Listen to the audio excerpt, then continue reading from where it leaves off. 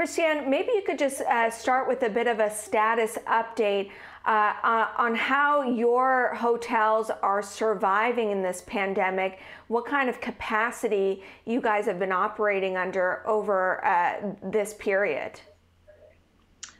Well, I guess the key word is surviving, because that's what we have been doing for the last year. Our occupancy rate has been around a little lower than 20%, which is, I don't think we'll be able to do many more months like this. It has been, as you just mentioned, very, very challenging. So we are looking forward to see the borders reopening. And I would say the first step would actually be to be able to travel from one province to the other one, because as you know, it's not allowed yet among all provinces to travel. I understand the Atlantic bubble is about to open, but it's not yet. So yes, the international borders are very important in order for us to get back to normal business. But as I just said, we need to have Canadians being able to travel all across the country from one place to the other one. You raise an important issue that we're not just talking about borders internationally, but also within our own country. And so I imagine for you as a business owner, there will be a new reality that you need to deal with in terms of protocols, the type of travelers that will be allowed to move more freely, whether they're vaccinated or not. What are you hoping for from the government in terms of a blueprint for what reopening looks like? Well, I would, Newfoundland has announced the protocols for reopening, and it seems to me that it is pretty, it makes sense that people that have been fully vaccinated can actually, showing a proof of their vaccination, can actually move from one province to the other one. The ones that only had one vaccine have to show a test that is obviously negative.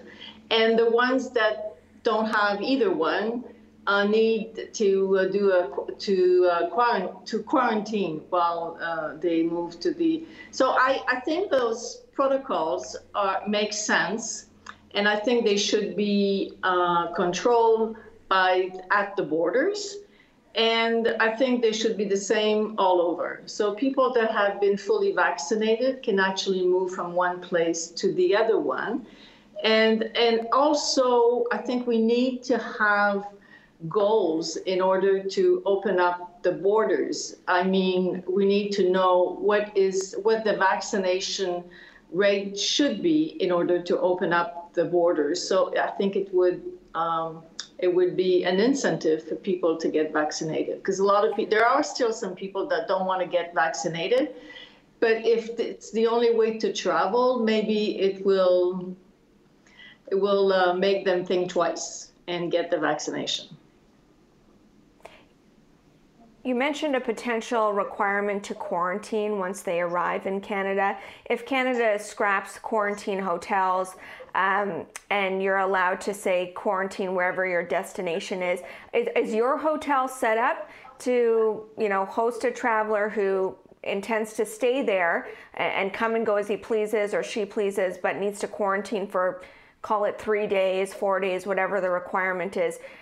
Is your hotel set up, prepared to take that on?